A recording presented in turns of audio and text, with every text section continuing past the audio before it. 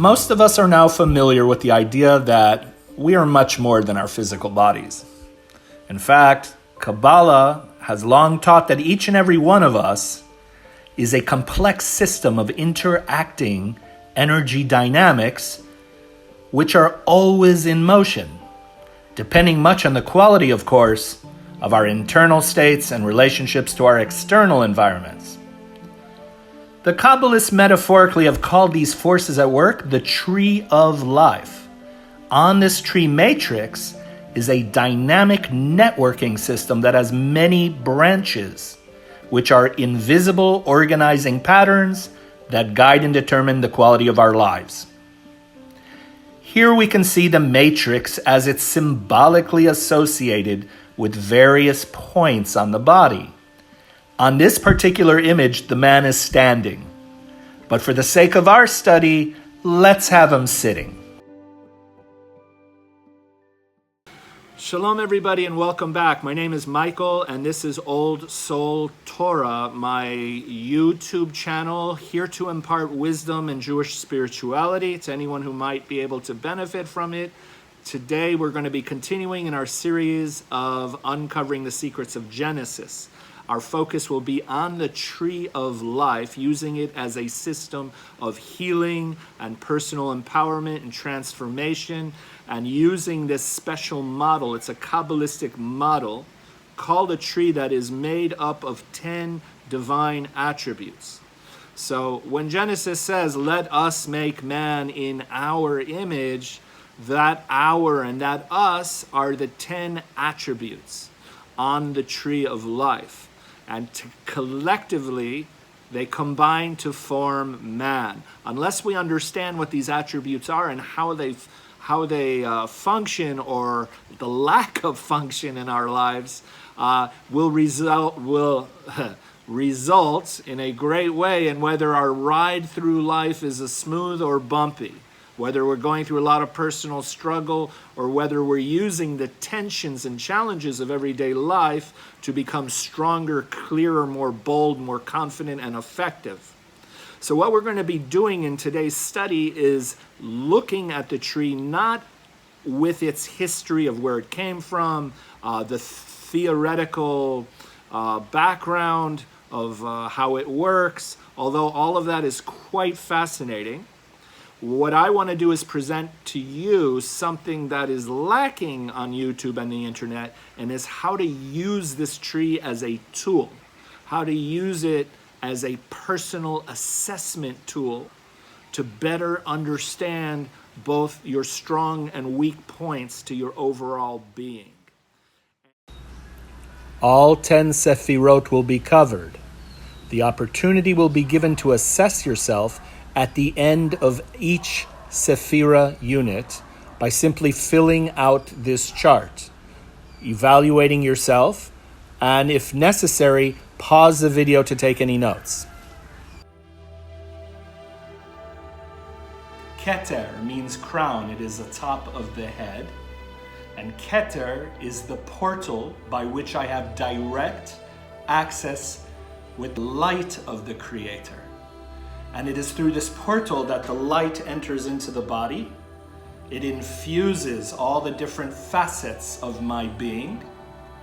And this is where I also experience that natural, innate urge to merge.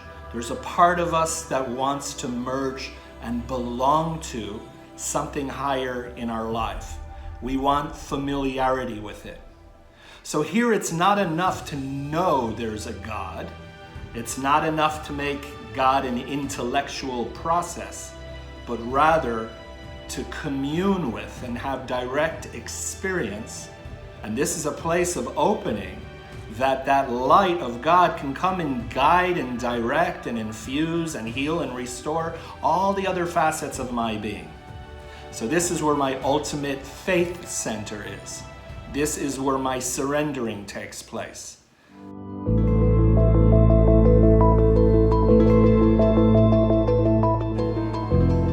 Depression, frustration, alienation, doubt, and uncertainty.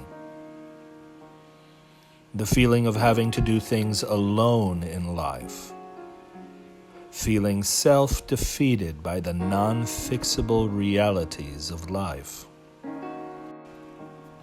Misdirected faith, meaning faith that things will go from bad to worse. Religious, political, or social fundamentalism stemming from fear-based thinking. Magnifying the negative details of life. Feel free to pause the video to do both your rating and jotting down of any notes. On the right side of the head is Chokhmah. Chokhmah is inspired thought. The opening of all creativity comes from. It is intuition. It is inspiration that comes through, and that's why you want to keep that open. Before something becomes an idea, before it is processed in the logical side of the mind, it comes as a flash. Chokhmah is where we are imaginative, idealistic. We're more interested in what can be as opposed to what is. This is where our inspired thinking comes from. This is where when we listen within for an answer, this is where we get ideas of how to think outside the realm of possibility or outside the box. When interviewed, a lot of artists, songwriters, poets, composers, when interviewed and when they are asked, where did this come from, this masterpiece? A lot of them will say, it didn't really come from me, but it came through me. I was just the channel. And that is Chokhmah.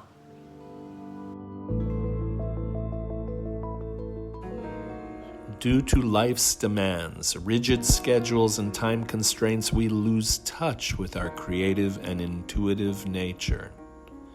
This can result in any one of the following. Creative blocks in writing, music, art, and intuitive arts.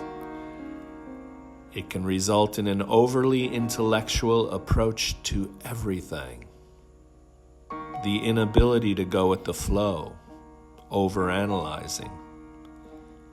Inspired thinking replaced by skepticism, cynicism, and excessive criticism.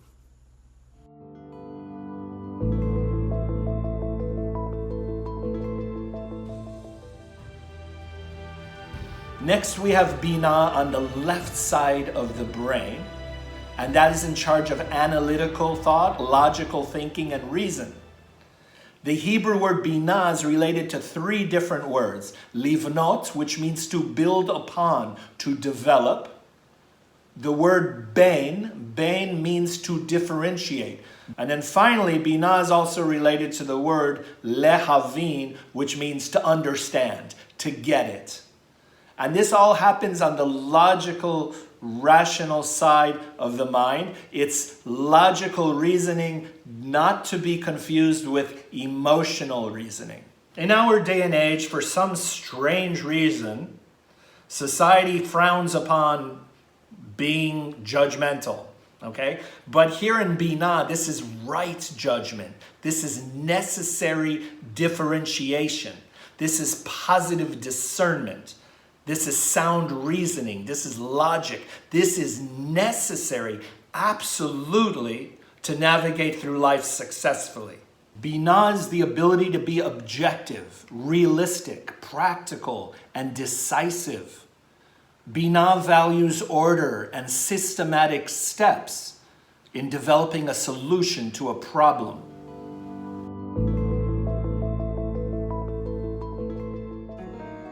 Feeling indecisive, uncertain about a game plan, goals, and direction, unrealistic expectations, miscalculating risks with people, places, and things, mislabeling, which involves describing a person, place, or event with language that is emotionally charged and often inaccurate, emotional reasoning, the assumption that whatever negative emotion we may be feeling is how things really are.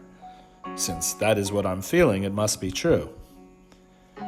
Driven by impulsivity and reactivity, refusal to learn from life's experiences, and trapped in wishful thinking.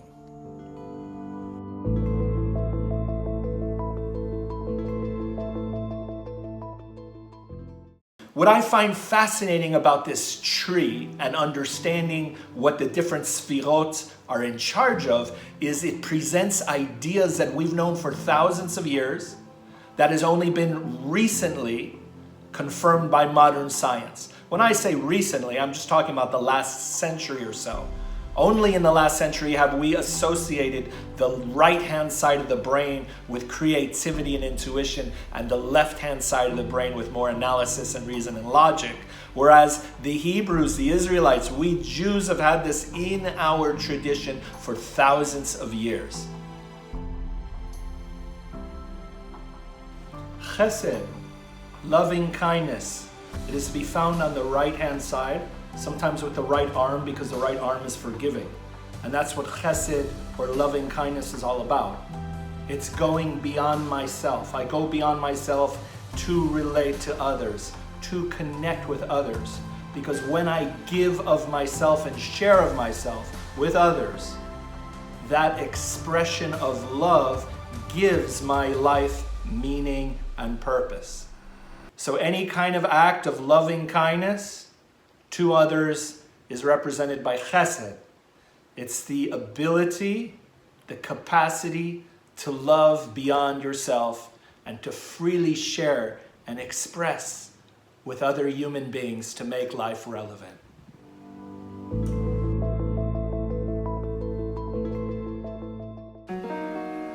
Avoiding intimacy, fear of taking risks, unsure of oneself in relation to others, to oneself or even the world, feelings of inadequacy, emotional alienation, keeping to oneself, the need to hibernate and be in one's own psychological or emotional cave.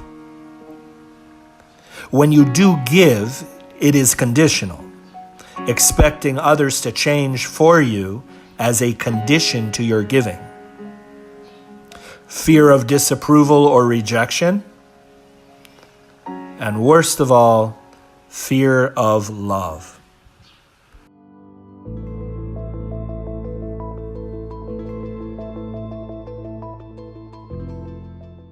On the tree of life, all the sefirot that are on the right side have to do with an expansive energy.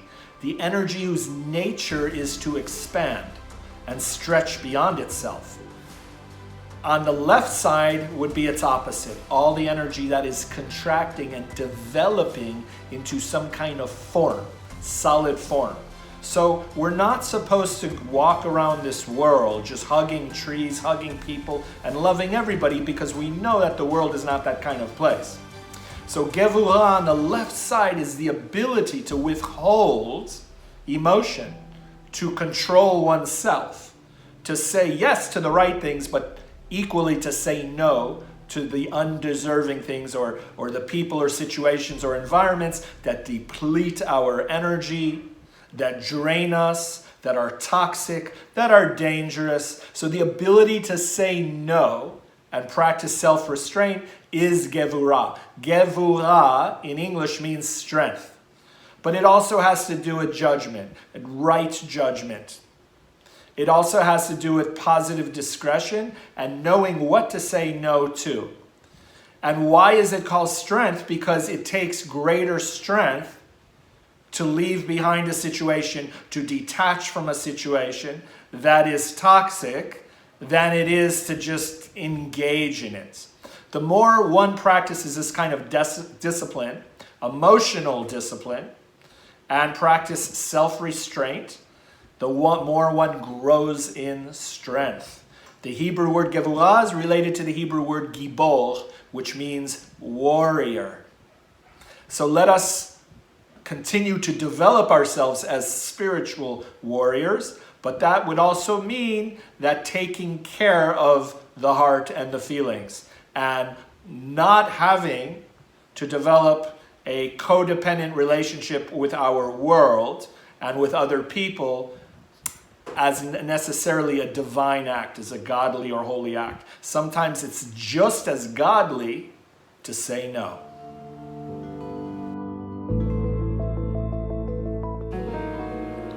People pleasing, taking on other people's energies, moods, and emotions, tolerating a very negative situation, attracting codependent relationships, allowing others to push your buttons, inability to control addictions and compulsions of various sorts, needing to change, rescue, or fix others since you have allowed your happiness and hopes to depend completely on them, not internally directed.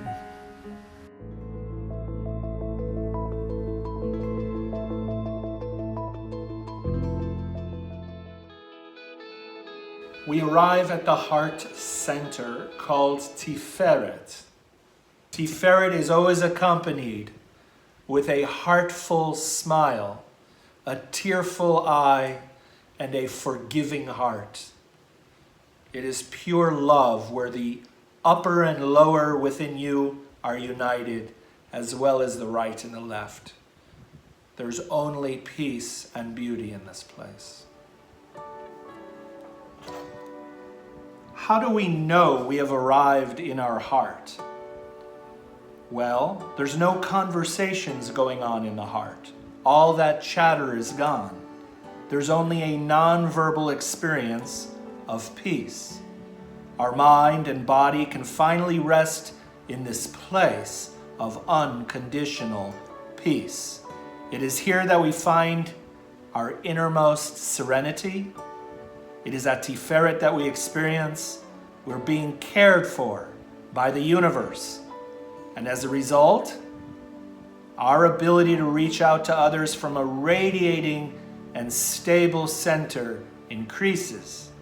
Tiferet happens when we're able to detach from our reactive and emotional nature and instead open and trust into our authentic inner knowingness that arises from our hearts.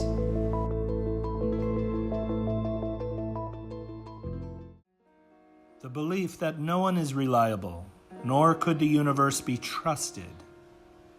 Overly cautious and protective. Hypersensitivity, fear of criticism.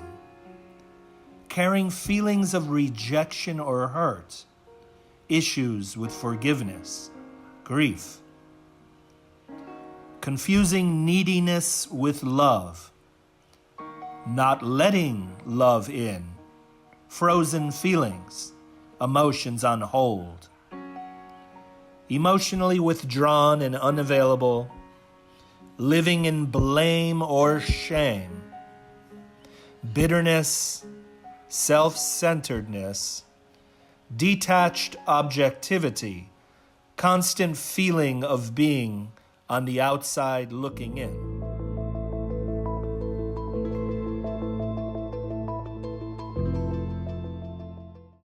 Netzach is the first sefirot in the realm of action. So we've already done the intellect and the thinking. We've done the emotions and the feeling self. And now we're going into the realm of action. Netzach is on the right. And it represents the right leg, which is often the first leg to step forward. So Netzach represents implementation. Taking feelings, taking ideas that we know are worth nothing unless it's put into action steps. Netzach literally means victory because we know that victory cannot be achieved unless one implements the right actions. But Netzach also means to facilitate, to orchestrate. Meaning it's not only the first step, it's the maintenance, the daily maintenance it takes, the perseverance it will take in order to reach victory. Netzach is basically the irresistible urge to move forward, to get unstuck, to start moving closer and closer to our goals. Netzach ultimately is all about taking ownership of our lives. Feelings of disconnection to one's source of energy, will, and motivation. Lack of trust in one's own innate ability in making a difference. Allowing one's past mistakes to prevent them from moving forward again. Laziness, sloth, fog of addiction, procrastination, stagnation, paralysis caused by indecision.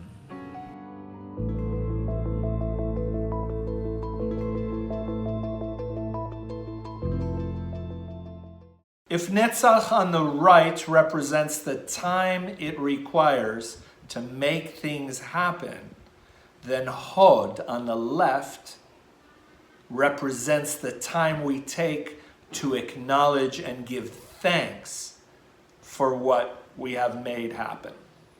So basically, Hod is related in Hebrew to the word hoda'ah, which means gratitude, thanksgiving, appreciation. So Hod is the time we take when we're stepping back from everything we have done and to move from doingness to beingness. So in certain ways, Hod is a time for self-reflection, to see whether the choices we've made in life are aligning with our ultimate purpose.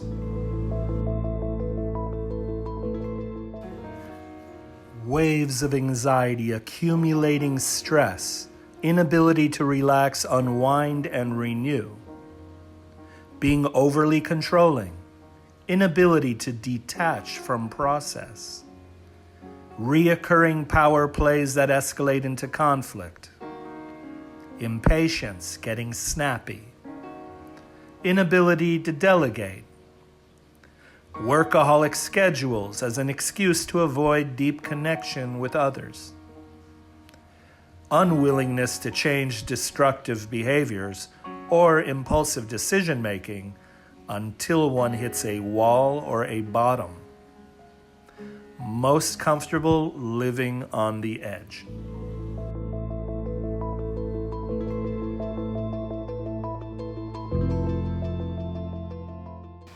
Yesod on the tree of life is the second to last sefirot.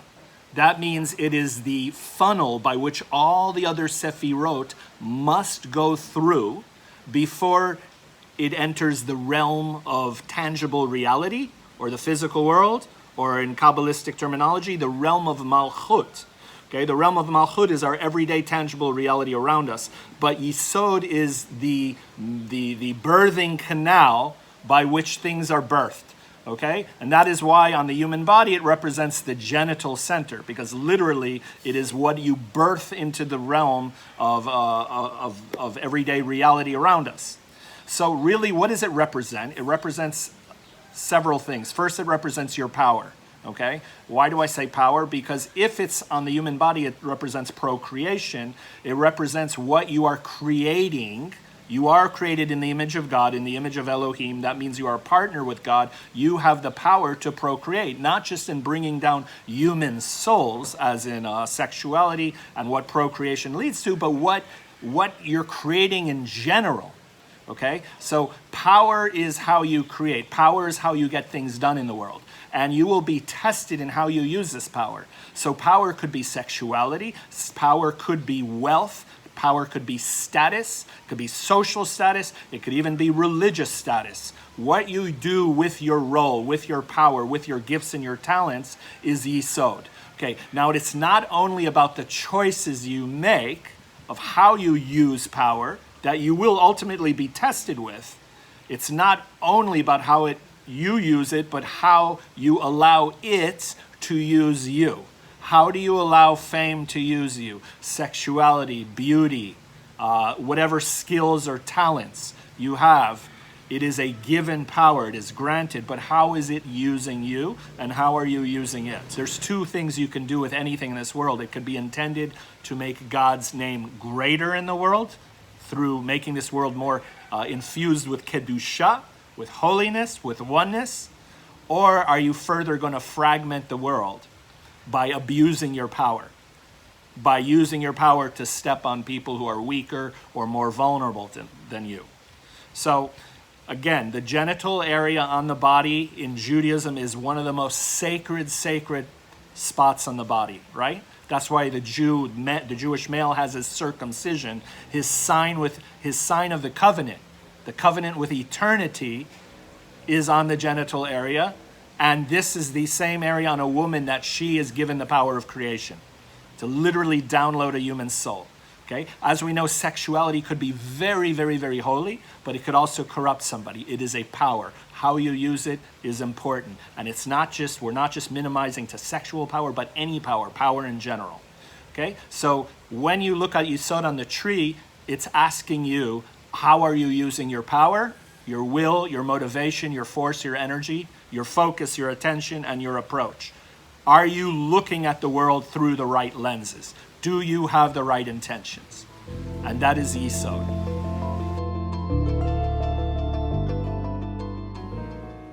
Not trusting our dreams, low sense of personal power, control issues, craving yet avoiding intimacy with others, misplaced, blocked, or misdirected sexuality, guilt, being at odds with ourselves, isolating from others, overly emotional, poor boundaries, obsessive attachments, and self-indulgence.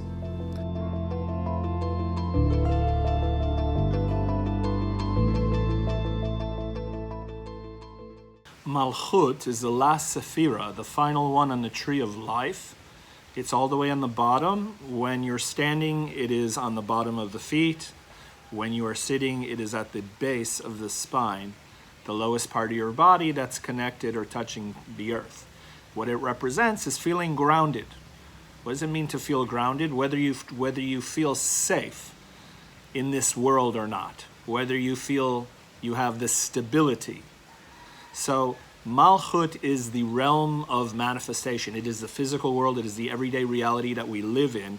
And we can either go through this reality feeling as if our basic needs of survival are met, or if they're not met. If you still feel insecure, that you're struggling, that your fear overpowers your faith, and you're still in survival mode, then your Malkhut is weak. It's deficient.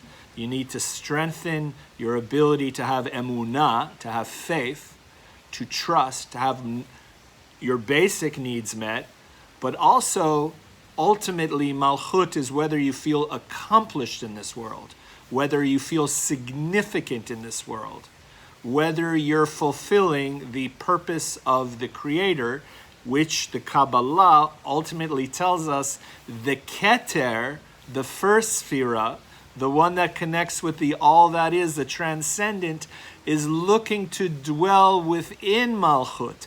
Keter and Malkhut will become one. The heavenly and the earthly kingdom will one day be one realm, but that happens through you. You are the instrument to make it happen.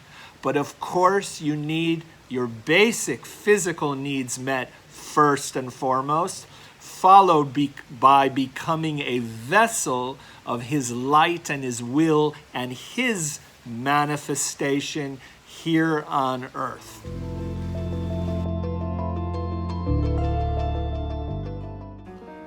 Feeling as if one's life is on hold. Inability to hold on to a job or a permanent living situation. Feeling as if life is hostile. Survivalism. Lack of commitment. Feelings of abandonment, resentment, and distrust. Feeling disconnected, detached, spacey, and numb. Self-pity, fear, running away. excessive worry, not living in the solution.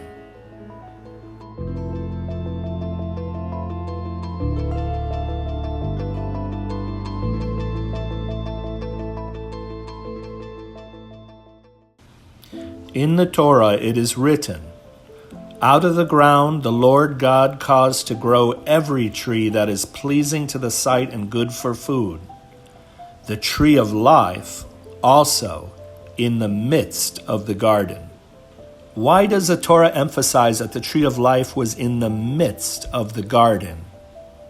Maybe because that's where the tree is to be found, in the midst. Not in any extreme on the side, but always in the center. And if the tree represents our inner life, then that is where we want to be, in our center. That is where we can most likely benefit from receiving the divine flow. These states of consciousness are made up of the following sefirot. Number 1, Keter, 6, Tiferet, 9, Yesod, and 10, Malkhut. This is significant because 1 plus 6 plus 9 plus 10 equals 26, which is the gematria, the numerical value of the Creator's divine name, Yud, He, and Vav, He, or Shem Hovaya.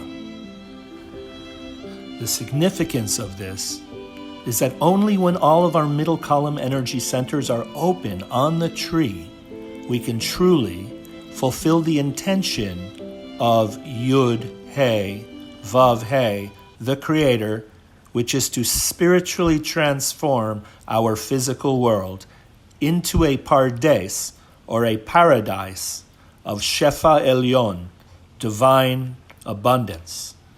To do this, we need to participate in the everyday world, which includes livelihood, family, children, relationships, health, and society, in a manner that will ultimately house or contain the Or Elyon, the light of the Most High.